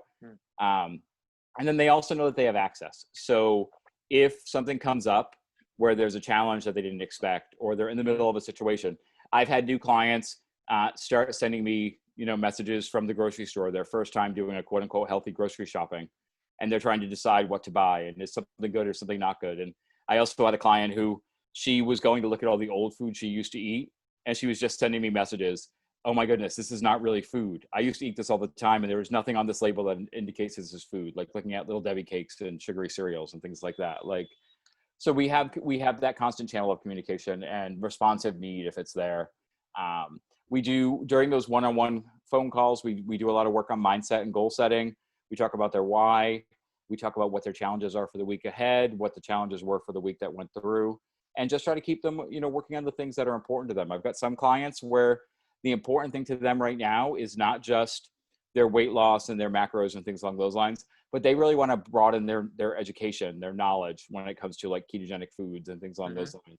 So I send resources to them, and we discuss articles and YouTube videos and podcasts and things along those lines. And then I've got clients that really want to work on, more of the mental challenges that are coming up for them. And so we every week do a kind of a barometer check-in about where they're at and where's their stress level, and what are the things that came up that they weren't thinking about, and what are the things that are going to change for them this week. And there's, it's very much tailored to be what the person needs, but also has enough structure so they know what they're actually getting out of it, what they're getting, and they can have some kind of metric to track themselves to feel that they're getting what they're paying for at the end of the day. And do you, let's discuss. So how you have 6 clients currently, is that Right correct? now, yeah. So obviously it's individually tailored. We don't know how long it'll take depending on the person, how long they want Yep. you to be there. I mean, because you're walking alongside them in their journey, kind of like a personal trainer, but a coach in life, I guess. Yep. How many clients can you take on, you think? Because there's got to be a limit. I've done a lot of research into I have a lot of friends that are coaches, especially in the keto sphere. So I kind of did a lot of talking about what is the level you need to get to kind of be able to do it full time? Where do you need to cap it at?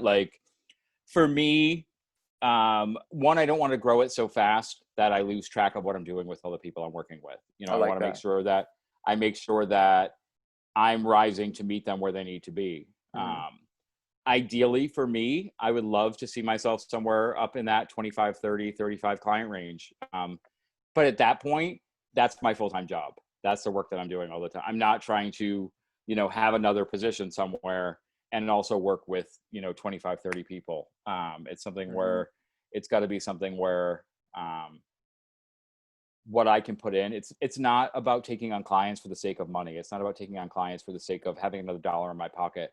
It's about wanting to make sure that I'm giving every client the same amount of service that they deserve and the same amount of effort from me that they deserve. And I don't want to burn myself out by growing it so fast that I haven't built the systems in place that I need to support that. I like But that. also, I also don't want to underestimate, the power of building, this being able to kind of put myself into, like, one of the things that actually has just come up for me. It's funny, at the beginning of the episode, you called me the East Coast guy. In probably 5 or 6 weeks, I won't be the East Coast guy anymore. Why? I'm moving to California. Wow. Let's make Yeah. California. That's kind of expensive. What's going on? Yeah. So my sister lives in San Diego. She's been there for 20 Oh, years. I love San Diego. So I'm going to be moving in with my sister. Oh, do you know the low carb MD? Do you know her? Yeah. Kristen Yeah. Bear? Oh my God, I love Yeah. her. Dude, she's such a sweetheart. Anyway, she's in San Diego. No, I've had a lot of the guys that are on my podcast are in San Diego or Oh, nearby San okay. Diego. So I'm Cool. really excited Yeah. about that. This is But expensive, but other than that, it's beautiful. yeah, it's very expensive. But basically, I mean, not to go down the dark, depressing road, but COVID killed my career. It killed my job. Oh, really? Yeah, I've been working for 5 years with a company, and basically COVID took that away. Oh, wow. Dude, I you had just you're a freaking survivor, man. yeah. You are So building something else. So it's so awesome. what I'm trying to do is, like, I'm pushing myself into a new environment so Yeah. that I can kind of put some focus on building, what I want to build here. Well, I'll send you clients. I mean, dude, No, definitely. whatever. I appreciate Yeah. that. So how do they Um, reach you at the coaching Keto Road? Sure. Is that So right? it's Okay. theketoroad.com/coach-mike, or they can Oh, okay. literally just go to my Instagram and DM me, or on Okay. my Instagram profile is the links to everything, Do you want to to talk about how much it costs at all, or that you can just visit there and talk about it? I think I'll be honest with you, like Yeah. I think Be honest. we're very much, we're what you get from us is valued at what you pay. But I Yeah. think sometimes talking money, kind of Scares people. turns some people off. Like, Okay. Then I just would go to the want, website I'd and want them. find I want value. the prices are all there. The values are Good. there. Okay. And Go you to the can also website. compare it to what other people are charging. You can Yeah. look and see So that, what you're actually getting from yeah. us and what you're paying for, what it actually ends up being. If that makes That's sense. the thing. We talk about money in a weird way, right? So Right. if you offered it for free, just like my health tips, I'll Right. help people. I give advice for free and stuff like that. I try Mm. to help, but there's a reason, right? My time is valuable. Right. There's liability, things like that. And then also when I start my business, like, I'll give some free evaluations, but to pay for true change, whether for me, I'm going to be focused on stem cells, things like that, you're going to have to pay because this actually works, right? Right. We have this entitlement when it comes to healthcare where I have insurance, blah, blah, blah. I'm not taking insurance because it dictates my care. It raises the Right. costs. It causes me to spend more time with administrative issues, things like Mhm. that. I'm going to give you the best price for the best quality as Right. well, right? And what's cool about coaching is you're not dictated by the medical realm. You're not Right. dictated by the liability. You're just here to help, man. And like your results, your life story, your compassion and care speaks for itself. For sure. And I mean, I look at, like, I've got clients that I've just started working with that are down over 20 pounds already. Like, Perfect. That's it. like, and Mhm. I've got clients that aren't down that many, but are That's making okay. breakthroughs in other areas. Like, Mhm. we work on perspective about your health. We work on what's important and realize that your individual pace isn't about someone else's individual pace. And we're not it's not a summer shredathon. It's not work with me for 30 days and lose as much weight as you can in 30 No, days. it's not a juice cleanse or something. I've had people reach out to me and say, I'd like to hire you for a month because I want to see how much weight I can lose in a month.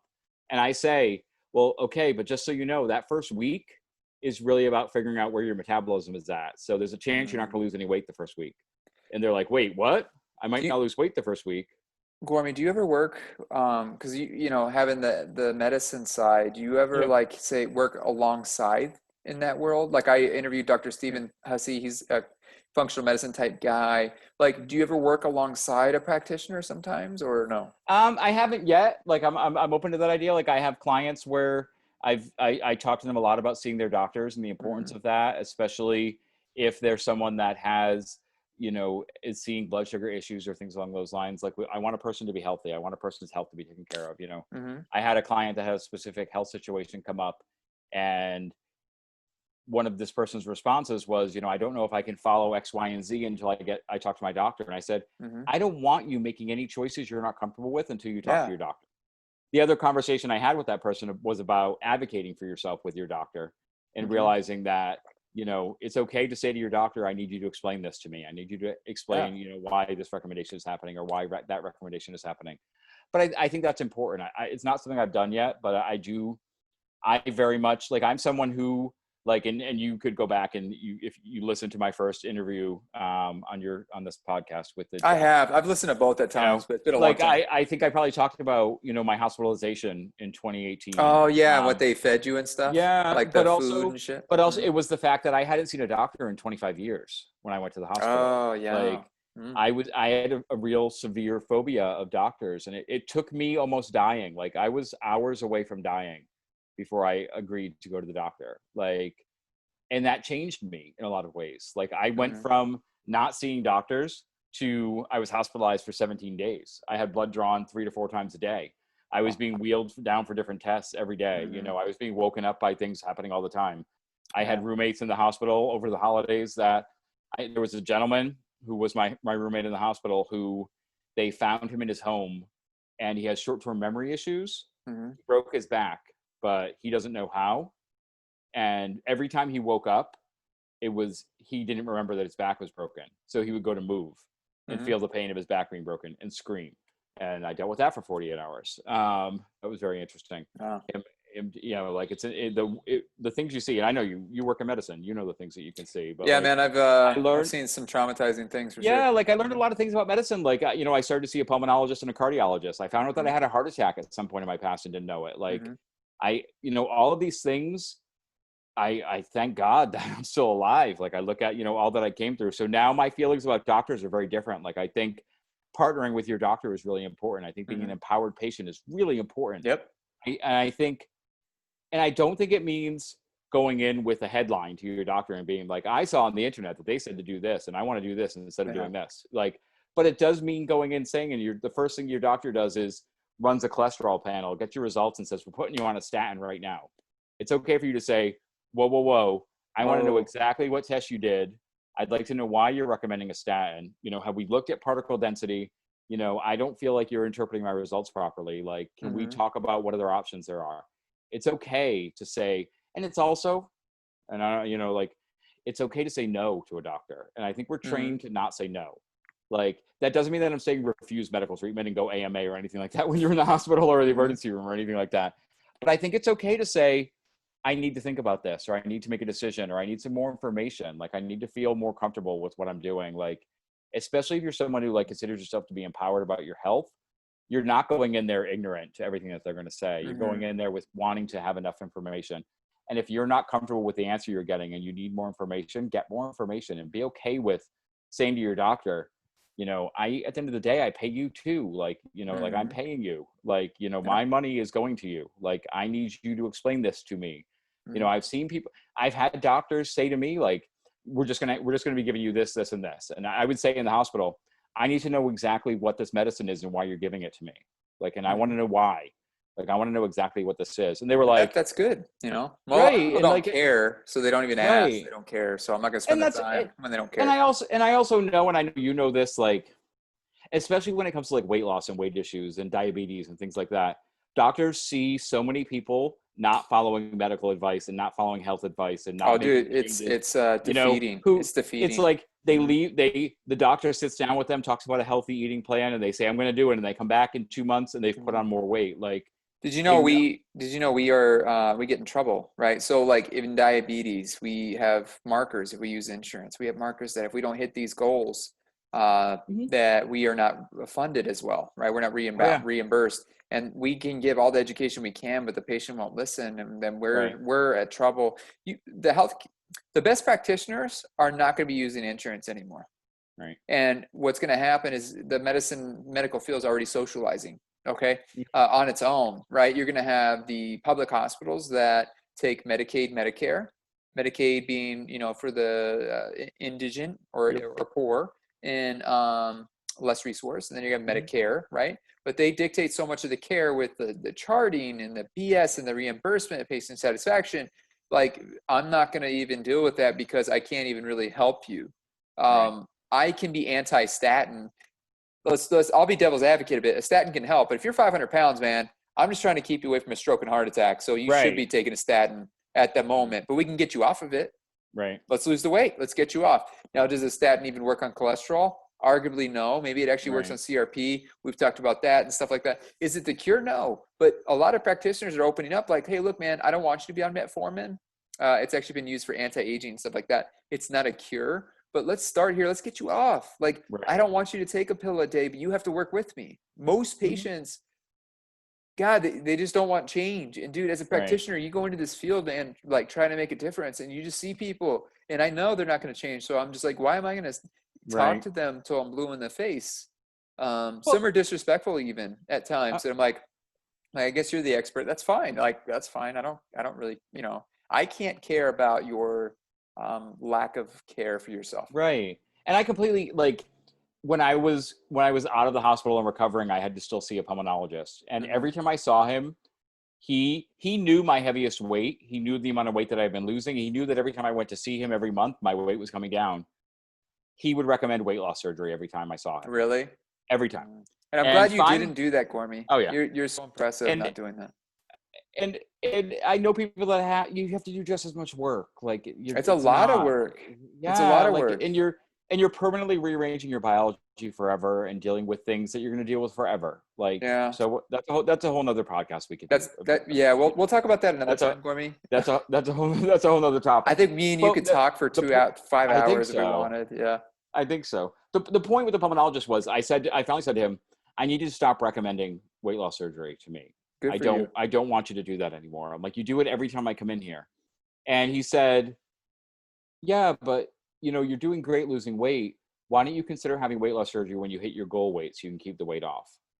And So I was like, we're not going to do that. I don't, again, I'm telling you, I want this conversation to stop. And he good. finally got this look on his face like he was like the kid trying to make sure the parents weren't listening. And he says, Yeah. he goes, I'm required to recommend weight loss surgery to every patient whose BMI is above a certain amount every time I see them. Oh, that's what As a, sucks, Gormy. as Like, we're forced that way, man. Like, right. And that's what it is like. And that's coming from the company, the corporation that owns his practice, like there's like, that's coming from places. It's not coming from a place of, I want you to get weight loss surgery. It's coming mm, from a place of, I have to tell you to have weight loss surgery every time I see yes, you. Like yes. And then, I'm required to make this recommendation, so, whether I yeah, whether I believe in it or not. I mean, and then I got really lucky with my general practitioner. Like my doctor, he eventually went keto. Like it's kind good of for amazing. him. He Good went for him. keto. There's another doctor in the practice who is kind of at the forefront of cholesterol research, and he Good. made sure every doctor in his practice. So like when it was time for one of my last physicals, my doctor's like, now we're also going to do a test on particle density because the density of your cholesterol particles is really going to be the number that's really important, not your actual cholesterol numbers. And as someone who's been keto for so many years, this number may be high, but if this number is okay, that'll be a good like. And I Mhm. said to him, I know all of that. Like, I understand that you're excited. Like, he was like a kid with a new toy. Like, Cool. but he wanted me to know that he was being very respectful of the choices that I was making and the changes I was making. And That's awesome, man. I think we're seeing more and more, doctors coming into realizing that there's there is some power in what people are eating and what they're Mhm. doing, and it's like you said, like it's that catch-22 of you want to encourage someone to, be empowered to make better food choices, but most people aren't going to follow through on it and aren't going to make those changes. And then what ends up Mhm. happening? Like there's so much, there's a lot there. Like there's a lot of reasons statistically why diets fail. Like, and there's also like, that's what you hear from like the fat positivity community and from the body, fat shame, like people who say there's fat shaming and Mhm. body What do positivity. you hear Like, from that community? you hear that diets don't work and there's no way to lose weight. So you should just accept your body the way it is and live your life. Mhm. It's a And pretty pessimistic way to look at things. yeah, and I think statistically we look at like there is a lot of recidivism when it comes to weight loss, but it's because weight loss and weight gain goes in a lot of ways back to that place of personal choice and goes back to behavior and Mhm. goes back to learned behavior and is not just as simple as my body wants to be fat. which Hmm. is what people would want you to believe. Like, I think there's a difference. Like, and I do think in some ways we program our bodies to want to stay a certain size. We program our bodies to want food. We set up, our hunger hormones to run at certain levels and crave certain things and all of that. But Hmm. at the end of the day, like, there's got to be a balance between biology and responsibility, personal responsibility, I and think you that's have in to find that for yourself. every facet of life. There's some Right. you can't take away the power of the person. It's okay. Don't be a victim, be a Viking. Okay. And Right. then second, no matter what the topic is, man, it could be a very emotionally charged issue, but there's some responsibility in it because you need the power to understand that you can make a difference. Hmm. There's enough evidence that that can happen. David Goggins lost 106 pounds in 3 months, became a Navy SEAL. He's one of the most motivating people in the world. Uh, the excuses really, it's only makes yourself feel good. Hmm. It Oh, doesn't, completely. that doesn't mean anything to me. You may Hmm. have, everyone's running a race. You may have started 10 yards back or someone starts 10 yards forward, but everyone's running the same race, Right. right? And, Gormy, I've had different struggles than you, right? More the emotional, mental side, which I've healed, right? And they don't talk about PTSD healing. They don't talk about severe bullying being healed. They don't talk about, I've had so many near death experiences, Gormy. I mean, I couldn't make a left turn in a car. God, I still struggle Hmm. actually making a left turn in a busy intersection, still to this day, because I've almost died so many times. And I've had people make fun of me. And I'm like, you don't understand what it's like to see death so many times. And it's worth it to me to make a right and then a U turn. Like, Hmm. I think we just have to lead with empathy. We have to lead with always wanting to learn more, always wanting to Hmm. know that a lot of medicine is multifactorial, meaning that it's not just one answer, right? And if Hmm. someone gives you such a simple answer, I wish it was that simple, but Right. it's not. And then we have people like you that's making a difference. We have people like I listened to a podcast this morning. It was the low carb MD. Hmm. Kristen Bear, she's amazing, and then Jamie Seaburn, Hmm. Dr. Fit Fabulous. I mean, two of the most Oh yeah, Jamie awesome Seaman. women Oh yeah, Jamie's ever. amazing. Yeah, they're Yeah. great. She's NBC Titan Games. I don't have television, so I don't watch, but um, I just like, God, there's so many things changing for me. Like Hmm. practitioners are opening up. They're realizing, wow, these guidelines aren't right. The main organizations are having to change because the evidence is so apparent that what we Hmm. did not work and Right. does not work. So let's keep challenging it. Let's keep making people healthier, happier. And fortunately, we have podcasts like yourself. You have 1,500 people that are impacted every episode you do, man. 1,500 people. Like even if the same saves one life, it's worth it. Hmm. That's it, man. Even if 1 out of 10 of your coaching clients makes, life-changing effects, that's worth it. Hmm. That's worth it. And Oh, for that's sure. why I do what I do. Because if I get 1 out of 100, whatever, it's worth it, man. One, thank you. I'm not doing it to make myself feel better. It's just what I think I was placed on this earth to do. Mhm. And that's why you're here, right? You had to go through your struggles because your struggles have become your empowerment, I think. Oh, you're, I'm a Tony Robbins and fan, dude. it's no, and I think it's like, and I think like we don't realize sometimes where our impact goes and how Hmm. long our impact has been. Like, I know working with people as a coach right now is having a big impact on people, on the people I'm working with. I know that. Hmm. But I also got a DM 2 days ago from a kid who's probably 21, 22, who started following me 2 years ago and is down 150 pounds, just, from following my journey and deciding it was time for him to get his journey going. And, so he's down 150 pounds. That's Like, awesome. someone who I've never really had a conversation with. Hmm. Like, and that's the thing that blows me away is when you figure out the impact that, because what it comes down to, and this is the thing, like I know we've been talking for a long time, and I don't want to keep blathering on for you, but like one of the things you asked was like, why do people relate to what I share and look at what I share, like, because I think at the end of the day, like I'm just sharing my story. Like That's my it. my my experience is about sharing my experiences. Like I want to Hmm. share the good, the bad, the ugly, and I want people to know that you can still be successful and have bad days. You can Hmm. still be successful and hate what you're doing one day and love it the next day. Like Hmm. our emotions are all valid, our choices are all valid, but it's also okay. Like this is something that I also hear a lot, like especially with keto. Like the rumors with keto that people hear is once you eat a ketogenic diet, you're never hungry again. Like you'll never be hungry again. That's bullshit. I'm hungry all the Yeah. time. But what it does, what I want to say to people is, what you have to realize is that Mm-hmm. if you've got 200 pounds to lose, if you got 250 pounds to lose, you're going to be hungry. You are going to be hungry, and you just have to be okay with being hungry. Mm-hmm. You have to be okay with realizing, like, it's, again, like, go back to, Goggins and Jocko and all those people, embrace the suck. Like, there's going to be some days that really are horrible. Yep. I have days that I've gone to bed at 5 o'clock because I didn't want to be awake anymore, because I was so miserable with what, the choices I was making and like what I was having to do. But I realized for me that this was about fighting to live. Like, my why is and always has been to live. And now I define it more clearly as, my why isn't just to survive, but my why is to thrive in life. And sometimes that means fighting, and sometimes fighting isn't pretty. And you have to be okay with things not being pretty sometimes. Like, you have to be okay with not feeling like you're living on a bumper sticker.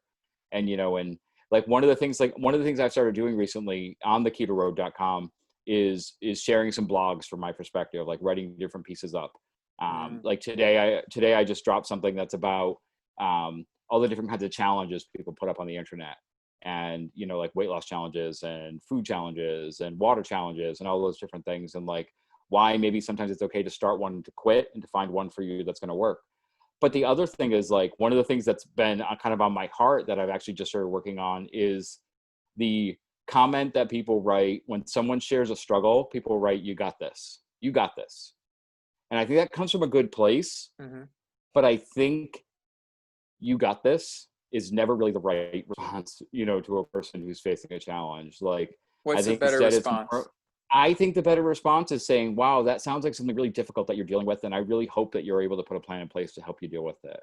Okay, Like, more I think, empathetic, I think being more empathetic, being more realistic, understanding. and if someone says, like, or even being more realistic, like if someone comes back and says, "You guys, I went off the rail for 2 weeks, and I ate junk food every day, and I've been eating a cake every night, and then I'm getting Ben and Jerry's before I go to bed, and I put on 40 pounds in 2 weeks, Mm-hmm. but I'm back at it." And if your first instinct is to say, "You got this," I get that. I get that it's because you're terrified that that person's going to fall off again, and you want Mm-hmm. them to feel like they can move forward. But what I would rather say to that person is, I hope you learned something this past 2 weeks. I hope there's a lesson for you to take away from what what you've identified as a moment of failure. Like, what did you learn going through that? Like, what are the lessons that are going to keep you from doing that again? And maybe you're not quite ready to say you're not going to do it again. Like, Mm-hmm. maybe you're okay with making those choices. But I think we need to go deeper. We need to be willing to go deeper and be open to hearing people challenging us a little bit, and Mm-hmm. also be open to challenge other people. And when someone says, "I need you to stay on top of me with something," Mm-hmm. stay on top of them. If someone says, "I need X, Y, and Z," give a person what they ask for. Mm-hmm. But also sometimes it's about giving people, uh, like, one of the things that I learned in counseling training, like working with students, in higher education for years, like counseling training was a big thing that I was put through, and then I used to do with our resident staff all the time. And my Mm-hmm. favorite thing to teach people was the power of pointing out inconsistencies, the power of saying to someone, "You keep telling me that your goal is to lose weight, but Mm-hmm. you keep going out for ice cream at night. How Yeah. does that add So up? How are does you that really add up?" ready? Are you really ready for Right. change? Right. You Like, have to it's be that ready for idea. change for it to happen. Right. There's a Mm-hmm. level of cognitive dissonance there that Mm-hmm. sometimes you have to call out for people. And Yep. it's when someone else calls it out that it becomes real. Yep. So when someone says, I'm like, I'll use a perfect example. Like, one of the things I think you see a lot in the keto Instagram space is people sharing dessert recipes. And they're Mm-hmm. sharing, "I made egg loaf I today. don't eat dessert, man. I I made just almond can't. flour brownie." Like, they're just, all they share is pictures of desserts, and how every day Mm-hmm. I build a dessert in. But then you'll see those same people say, "My weight is stalled, and I'm still dealing with cravings, and I'm Yeah. having trouble dealing with my cravings." And that's when I say, "You post dessert 7 times a week. Like, maybe cut down putting the sweet stuff into your body and see how your Yeah. body responds. Like, maybe think about that. Like, just because sometimes, especially like within the ketogenic framework, just because we can do something doesn't always mean we should do something. I like It's that. that idea, like you said, like, can I lose weight by eating at McDonald's every day? Of course. Should I lose weight by eating at McDonald's every day? Probably No, not. not yourself. Probably It's not. just nice to challenge things and be like, well, Right. it's not so Well, simple of eat a salad every day and you lose weight. right. but more like what I'm saying is like there's a difference between the things we can do and the things we should do. Yeah. Like sometimes we make choices because the choice is a better choice for us, not because it's a choice we can make. Like we have to, as people, I think we have to want to be better. You know, we have to want to push ourselves a little bit more. We have to want to find ways to challenge ourselves. And sometimes that means making the harder choices over the easier ones. And, you know, well, Gormy, let's end of the day, like it's been like I'm rambling now. We've been yeah, talking. I know, bro. It's been like almost 2 hours, man. I'm waiting I now. love the passion. I feel like Eric's going to be like, what on earth did the two of you do? Well, like, I think we captured a lot. I think we got to advertise a little bit what you're doing and where you're at in life. You have a mission. You have something where it's a job, but it's also a passion where you want to help people. So we need to get people in the right setting where they can be helped. So what I want to do is just wrap up real quick. How do they reach you? Let's go through those real quick again. One more time. Find me on Instagram at Gormy_goes_keto. Find me on Twitter at GormyGoesKeto. Find the Fat Guy Forum on iTunes, Spotify, iHeartRadio, everywhere that there's podcasts, you can find us.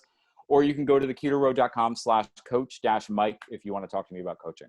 Cool. And then you're going to be moving out to California. Hey, safe travels. If you need a place, we're in Phoenix.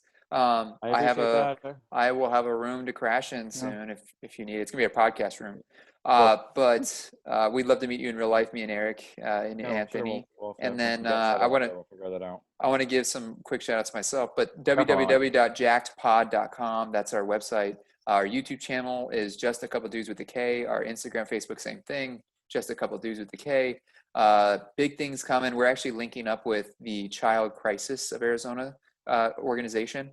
We're going to be doing volunteer group with them, and we're going to be using the Tom's profit method, which we'll be talking about, which is a third of our profit goes to the charity. Okay. Because we are good men, but we want to lead by example. Right. And I usually end on a quote because I just like quotes. It's kind of whatever. This is Carl Jung. God, I don't know who he is, but everything that irritates us about others can lead us to an understanding of ourselves. So just a reflection. Like today I was on the golf course a little irritated because they were pushing us to go a little faster, and it's really hot and humid here in Arizona. This is the time of year that we're just sick of the heat. But hey, Gormy, I love you, man. I'm glad I finally got to meet you. I hope we get to meet you in person. I'm going to sling people to you that I can't reach myself. I think that's how all of us can be successful. I believe in abundance. I believe in not a pie circle of success, like Gary Vee says. So I want to see you be successful. I want to, push your thing, and I don't make money from it, but I just know that you help people. So I appreciate it, man. And I wish you the best in San Diego. Well, thanks, man. I appreciate it. I'm glad we finally got to talk, and that I get to realize that you're not just Eric doing a voice, which is what I thought for the longest time. No, he's not that talented. Eric's talented, but I don't know, impressions. Actually, he does pretty well, but yeah, he does pretty well. Eric is really good at what he does. I'm gonna have to challenge him now to do a Frank impression on one of your next. Well, you could try. I don't know, man. People love my voice, I guess. That's what I hear, and I don't know why, but anyways, man, I love you, brother, and I hope that safe travels and you keep killing it. I love that Rob Zombie goatee. So coming back. All right, bro. I'm gonna end it, but I'll talk to you later, bro. Sounds good. Later, man.